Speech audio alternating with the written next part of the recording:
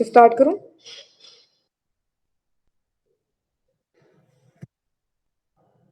Sir मैं start करूं?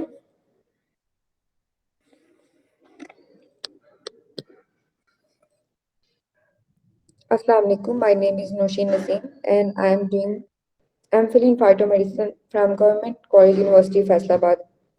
Thank you so much Dr. Muhammad Akram for organizing this webinar and giving me opportunity to describe my topic. The title of my study is Clinical Efficacy of Herbal Coated Medicine Habbi Suranjan for the treatment of gouty arthritis. First of all, I will describe shortly about gout. What is gout? What is the causes of gout? And what is the treatment of gout? So, what is gout? Gout is the inflammatory disease caused by monosodium urate crystal deposition in joints, making it red, harder, and swollen within hours. Gout एक inflammatory disease है और इसमें होता क्या है कि जो monosodium uric crystal होते हैं वो जॉइंट के अंदर डिपॉजिट होना स्टार्ट हो जाते हैं। इसके डिफरेंट काजेज हो सकते हैं। सबसे पहला जो इसका काज है वो है हाइपरयूरिसीमिया। हाइपरयूरिसीमिया हम कब कब कहते हैं इस कंडीशन को हाइपरयूरिसीमिया? जब सीरम यूरिक एसिड 6.8 मिलीग्राम पर डेसीलीटर फीमेल में और 7 मिलीग्राम पर डेसीलीटर मेल में बढ़ जाए तो उसको हम हाइपरयूरिसीमिया कहते हैं। जब हाइपरयूरिसीमिया को हम कंट्रोल नहीं करते, अनकंट्रोल रहता है ये, तो वो फिर एक शार्प नीडल लाइक क्रिस्टल बनाना शुरू कर देता है जिसको हम मोनोसोडियम यूरेट क्रिस्टल कहते हैं। वो जब मोनोसोडियम यूरेट क्रिस्टल जब डिपॉजिट होंगे जॉइंट्स के अंदर तो वहां पे इंफ्लेमेशन स्टार्ट कर देंगे और जब ओवर टाइम रिपीटेड अटैक होगा गाउट का तो ये इससे ये होता है कि जो जॉइंट्स होते हैं उनकी डिस्ट्रक्शन स्टार्ट हो जाती है और आर्थराइटिस हो जाता है। ये जो यूरिक एसिड के हाइपरयूरिसीमिया में आता है कहाँ से? नॉर्मली हमारी बॉडी में यूरिक एसिड बन रहा होता है प्यूरिन और पायरामिडीन से। प्यूरिन और पायरामिडीन नाइट्रोजनस बेस होती हैं जो एक की कंपोनेंट है न्यूक्लिक एसिड का, जो डीएनए और आरएनए की फॉर्मेशन में यूज होता है। जब ये प्यूरिन और पायरामिडीन हमारी बॉडी के अंदर इनकी ब्रेकडाउन होती है, जब इनकी ब्रेकडाउन होगी तो ये कन्वर्ट होंगे यूरिक एसिड में जो नॉर्मली एक्सक्रीट हो जाता है हमारे यूरिन के थ्रू।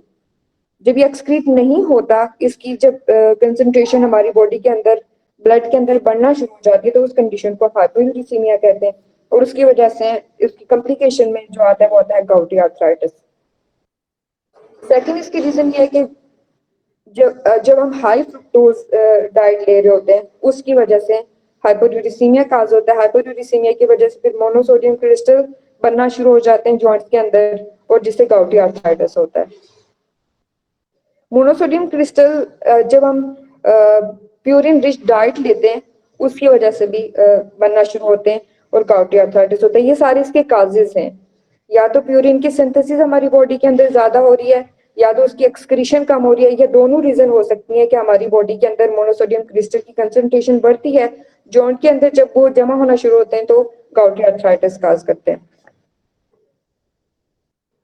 इसके अलावा कुछ और फैक्टर भी होते हैं जिसकी वजह से हमारी बॉडी के अंदर यूरिक एसिड का लेवल बढ़ता है और फिर जब यूरिक एसिड का लेवल बढ़ता है तो मोनोसोडियम यूरिक क्रिस्टल का लेवल बढ़ता है तो गॉटी आर्थराइटिस होता है, जिसमें जो है अल्कोहल कंजप्शन है उसकी वजह से ऐसा हो सकता है।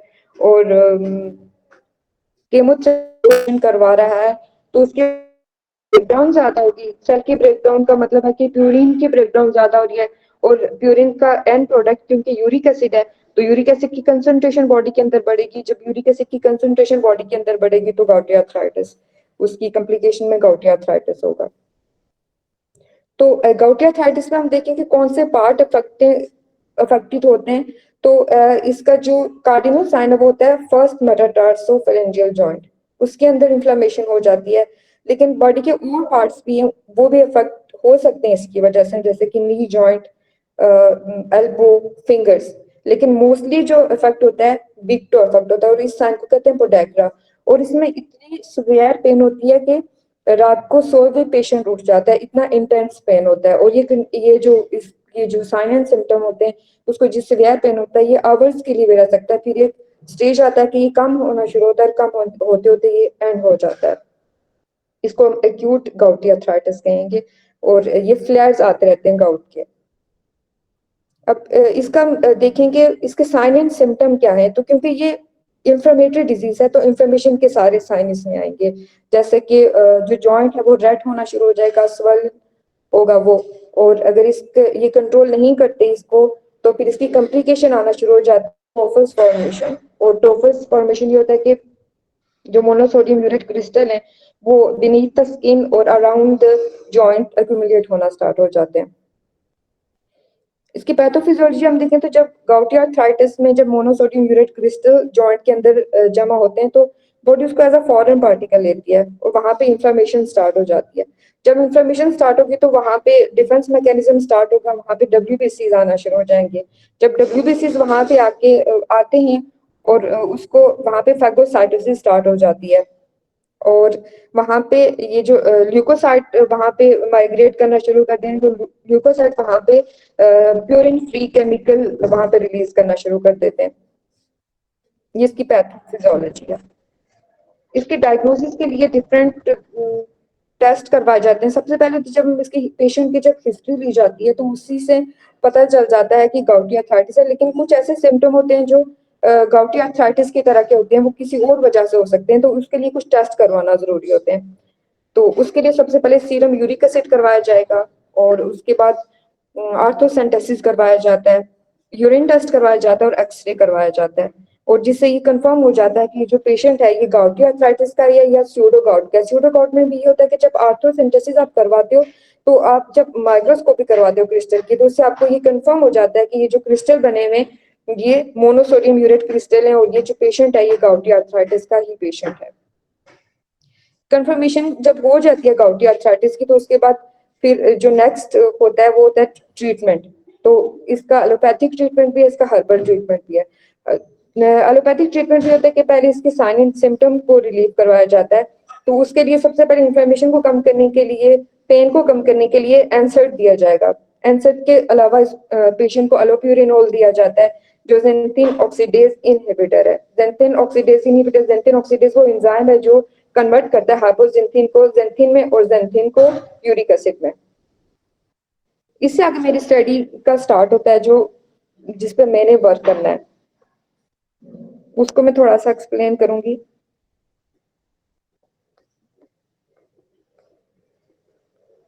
तो मेरी स्टडी में कंपैरेटिव स्टडी करेंगे हम। इसमें एक treatment plan for management of gouty arthritis. हम लेंगे एक मेडिसिन को, हर्बल मेडिसिन को जो हब्बे सुरंजान है। हब्बे सुरंजान की फॉर्मुलेशन में 3 तरह के प्लांट्स आते हैं। एलोकार्बेटेंसिस आता है, टर्मिनेला चिब्यूला और कोर्चिसियम ल्यूटियम। इन तीनों को इक्वल क्वांटिटी में लिया जाता है और फिर इनकी मेडिसिन लाके उसको हम यूज करवाएंगे गाउटी आर्थराइटिस के लिए। और इसको हम कंपेयर करेंगे प्लेसिबो के साथ। एम्स और मेथड्स क्या है, क्या मेरी जो ये स्टडी है इसका एम क्या है, मैं ये क्यों करना चाहती हूँ। तो ये एक randomise control multi centre clinical trial है। इसको हम कंडक्ट करवाएंगे मतलब अशरफ और मतलब अल मंसूर पे, और ये 6 मंथ का ट्रायल है। फब से लेके मई तक इसको कंडक्ट करवाना है। इसमें हम ये चेक करेंगे कि जो हम मेडिसिन हर्बल मेडिसिन यूज कर रहे हैं हब्बे सुनंजान, वो कितने उसकी इफेक्टिवनेस कितनी है। उसकी इफेक्टिवनेस अगर हम दूसरे ड्रग के उस पर देखें तो क्या ये उतनी इफेक्टिव है जितनी और ड्रग है गाउटी आर्थराइटिस को ट्रीट करने के लिए। और इसके अलावा हम हब्बे सुरंजान की एक्टिविटी देखेंगे कि वो जेंथिन ऑक्सीडेज इनहिबिटर है या नहीं है।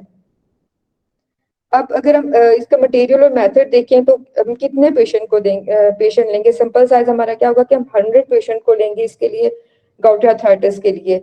उसमें से 50 पेशेंट को हम कंट्रोल ग्रुप में रखेंगे और 50 पेशेंट को हम एक्सपेरिमेंटल ग्रुप में रखेंगे। कंट्रोल ग्रुप के जो पेशेंट होंगे तो उनको हम प्लेसिबो देंगे और जो एक्सपेरिमेंटल ग्रुप के पेशेंट होंगे उनको हमने हब्बे सुरंजान देना है। और इसका एज लिमिट जो है जो हम गाउटी आर्थराइटिस के लिए पेशेंट लेंगे वो 20 से लेके 80 ईयर्स के पेशेंट को हम लेंगे।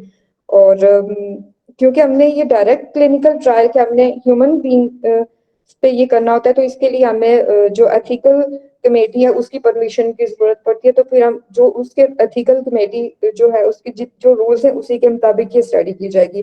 जो भी स्टडी है, स्टडी डिजाइन है, प्रोटोकॉल है, उसको सबसे पहले एथिकल कमेटी में पेश किया जाएगा। जो बोर्ड ऑफ एडवांस स्टडीज और रिसर्च है उसको उसके सामने प्रेजेंट किया जाएगा। अगर वो इसकी इस चीज की परमिशन देते हैं तो फिर हम स्टडीज को फर्दर कंटिन्यू करेंगे। और जब हमें वहां से इस चीज की परमिशन मिल जाती है, बसर से इस चीज की परमिशन कि हम ये स्टडी कर सकते हैं, तो उसके बाद हम पेशेंट को इनरोल करेंगे। पेशेंट को इनरोल करने के बाद हम डिफरेंट डायग्नोस्टिक टेक्निक यूज करेंगे, जैसे कि हमने कहा सीरम यूरिक एसिड और आर्थोसेंटेसिस। जो आर्थोसेंटेसिस है वो हम कब कब करवाएंगे, जब हमने पेशेंट को इनरोल करवाना है तब हम करवाएंगे। 6 वीक के बाद करवाएंगे, फिर 18th वीक पे, इसी तरह से 6 वीक के हम लोग आर्थोसेंटेसिस करवाएंगे। और आर्थोसेंटेसिस हम इसलिए करवाते हैं, उसमें हम करते क्या है कि फ्लूइड एस्पिरेशन करते हैं और मोनोसोडियम यूरेट क्रिस्टल को एनालाइज करते हैं कि उसकी मोनोसोडियम यूरेट क्रिस्टल को हम देखेंगे कि ये गाउटी आर्थराइटिस का ही पेशेंट है या नहीं, और फिर हम ये देखेंगे कि इन्फ्लेमेशन जितनी है वो कम हो रही है या नहीं हो रही। अब सुरंजान हम यूज करवा रहे हैं उसकी वजह से जो साइन एंड सिम्टम है वो रिलीफ हो रहे हैं या नहीं हो रहे।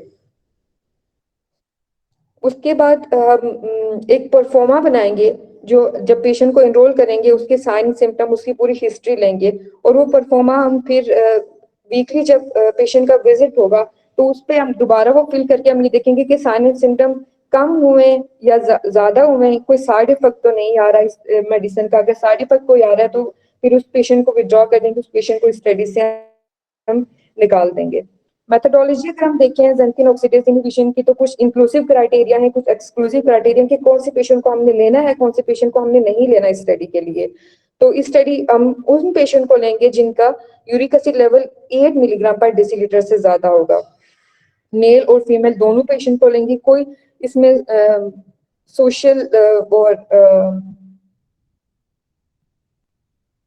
अच्छा, इसमें हम जो लेंगे सोशियो इकोनॉमिक क्लासेस की कोई डिफरेंस नहीं होगा, लोअर क्लास के भी होंगे, मिडिल क्लास के भी होंगे, हायर क्लास के भी पेशेंट होंगे इसमें। और अगर कोई ऐसा पेशेंट है जिसमें कोई पैथोलॉजिकल है तो उसको हमने नहीं लेना। और हम उन पेशेंट को लेंगे जो फैसलाबाद में ही रह रहे होंगे, क्योंकि अगर फैसलाबाद से बाहर के पेशेंट को हम लेंगे तो क्योंकि हमने प्रॉपर फॉलो अप करना होता है पेशेंट का, तो फैसलाबाद के बाहर के पेशेंट वो बार बार फॉलो अप के लिए नहीं आ सकते, तो इसलिए हम उन पेशेंट को नहीं लेंगे। और कुछ जो पेशेंट यूज कर रहे हैं, डायूरेटिक्स यूज कर रहे हैं या जो केमोथेरेपी करवा रहे हैं, उन पेशेंट को भी हमने इस स्टडी में इंक्लूड नहीं करना। ये कुछ ऐसे पेशेंट होते हैं जिनको रीनल डिजीज होती है, क्रॉनिक रीनल डिजीज, उनको भी इस स्टडी में हमने इंक्लूड नहीं करना, ये एक्सक्लूसिव क्राइटेरिया में आ जाता है। वर्क प्लेन अगर हम इसको सम अप करें इस तरीकों के क्या है गौटी आर्थराइटिस के लिए, जो हम हब्बे यूज कर रहे हैं उसको हम कंपेयर किससे कर रहे हैं, उसके डायग्नोज हम कैसे करेंगे, टाइम पीरियड क्या है इस स्टडी का। तो जो हमने हब्बे है उसको हमने कंपेयर करना है प्लेसिबो के साथ।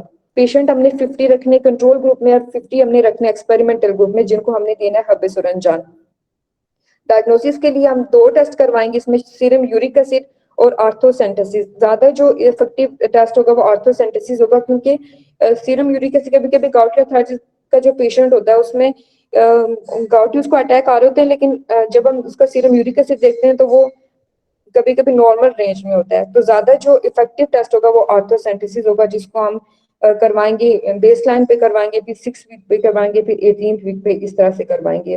टोटल ड्यूरेशन जो इस स्टडी का है वो 6 मंथ है।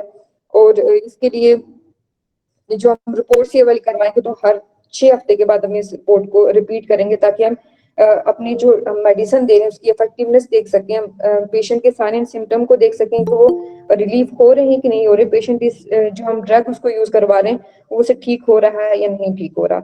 जितने भी हम इसमें मेडिसिनल प्लांट जो यूज होते हैं, जो हबीसुरंजान जिससे बनती है, वो सब हम परचेज करेंगे लोकल मार्केट से और उसको सबमिट करवा देंगे botanical museum of eastern medicine department for authentication.